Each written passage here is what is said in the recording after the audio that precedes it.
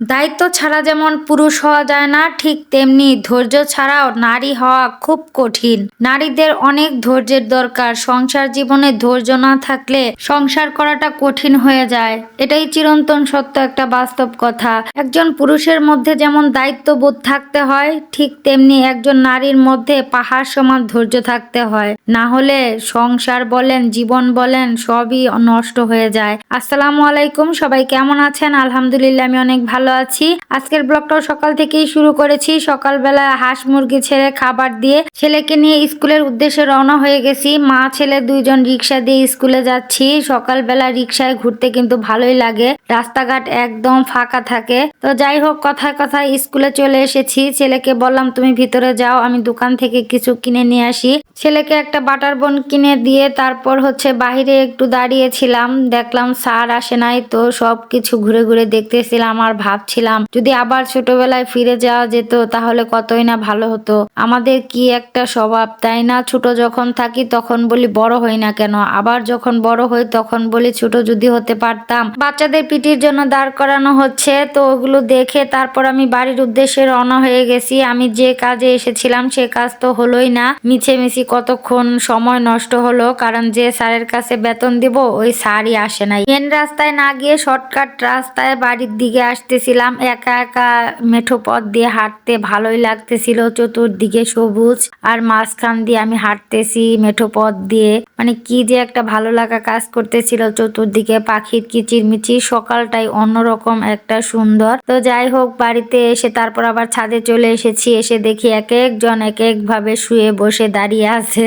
তো ওনাদেরকে সবাইকে বের করে দুইজনকে তাদের মায়ের কাছে, আরেকজনকে নিয়ে বের হয়ে গেছি।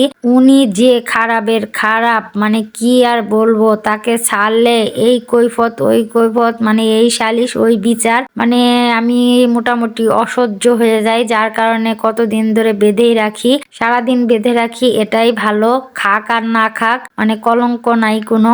এখন চলে এসেছি নাস্তা বানানোর জন্য। রুটিগুলো গতকালকের বানানো ছিল, শুধু ফ্রিজ থেকে বের করে এখন ভেজে নিচ্ছি।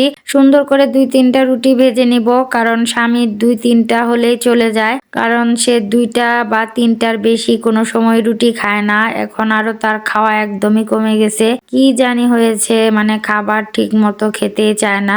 এমনিতেই তো সকালের নাস্তাটা খায় অনেক দেরিতে। তো যাই হোক, এক এক সময় মানুষের রুচি চেঞ্জ হয়। তো সুন্দর করে 3টা রুটি ভেজে নিয়েছি। এখন তাওয়ার ভিতর তেল দিয়ে দিলাম, আর এই যে হাঁসের ডিমটা এখন সুন্দর করে পেঁয়াজ মরিচের সাথে ডলে নিচ্ছি। ডলাডলি শেষ, এখন তেলের ভিতর দিয়ে দিলাম। এখন সুন্দর করে ভাজার পালা। ডিম ভাজার মতো যদি রুটি ভাজাও সহজ হতো, মানে খালি দিতাম আর নামাতাম, তাহলে মনে হয় ভালো হতো, অনেকটা সময় সাশ্রয় হতো। তো যাই হোক, সুন্দর করে লাল লাল করে ডিমটা ভেজে নিয়েছি।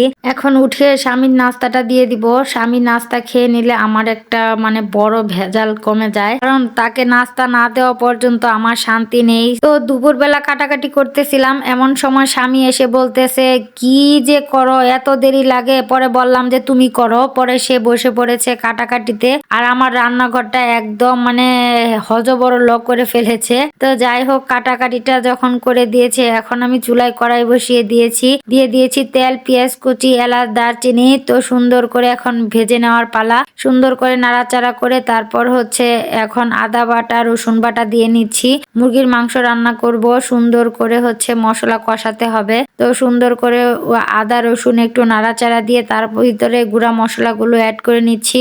হলুদ, মরিচ, ধনিয়া, জিরার গুঁড়া সবকিছু দিয়ে একটু নাড়াচাড়া দিয়ে তারপর পানি দিয়ে মশলাটা ভালোভাবে কষাবো। আমার স্বামীর ভুল ধরতে ধরতে আমার জীবন তেনা তেনা বানিয়ে ফেলে। এটা আমার মেয়েরাও জানে যে ওর বাবা যে কি পরিমাণ ভুল ধরতে পারে। স্বামীর প্রশংসা করব না বদনাম করব সেটাও বুঝি না। সে একদিক দিয়ে যেমন ভালো, অন্য দিক দিয়ে তেমন ঘাটতেরা। তো যাই হোক, সুন্দর করে মশলা কষিয়ে তারপর মুরগির মাংসগুলো কষিয়ে নিয়েছি। এখন ঝোলের পানিটা দিয়ে দিলাম। এখন নাড়াচাড়া দিয়ে তারপর হচ্ছে কড়া ভাবে জাল করে তারপর হচ্ছে তরকারিটা নামিয়ে ফেলবো। এখন এই পাশের চুলায় হাতে মাখিয়ে গুঁড়া মাছটা বসিয়ে দিচ্ছি। গুঁড়া মাছের মধ্যে আমি আলু বেগুনও দিয়েছি, স্বামী সুন্দর করে চিকন চিকন করে কেটে দিয়েছে। আর আমি সব সময় গুঁড়া মাছের চচ্চড়িটা হাতে মাখিয়েই বসাই, তো সুন্দর করে রান্নাটা করে নিয়েছি। আমার গুঁড়া মাছ হয়ে গেছে, এদিকে মুরগির মাংস হয়ে গেছে, তো দুইটা রান্নায় মোটামুটি কমপ্লিট। আর এই তো আমার তরকারিগুলোর ফাইনাল লুক কেমন হয়েছে অবশ্যই জানাবেন। খাবারের জন্য সবকিছু রেডি করে নিয়েছি, এখন আরামসে স্বামী স্ত্রী খেয়ে নিব। খাবার দাবার শেষ করে রাতের বেলা স্বামীর জন্য কতগুলো পেঁপে কেটে নিয়েছি। এগুলো বাড়ি থেকে আসার সময় আমার বড় ভাই দিয়ে দিয়েছে অনেকগুলো পেঁপে তার বোনের জামার জন্য, কারণ তার বোনের জামাই অনেক পেঁপে পছন্দ করে, সকাল দুপুর রাত সব সময় পেঁপে খায়। তো যাই হোক, আজকের ব্লগটা কেমন লাগলো অবশ্যই জানাবেন। সামান্য ভালো লেগে থাকলে একটা লাইক কমেন্ট শেয়ার করে দিতে ভুলবেন না। আল্লাহ হাফেজ।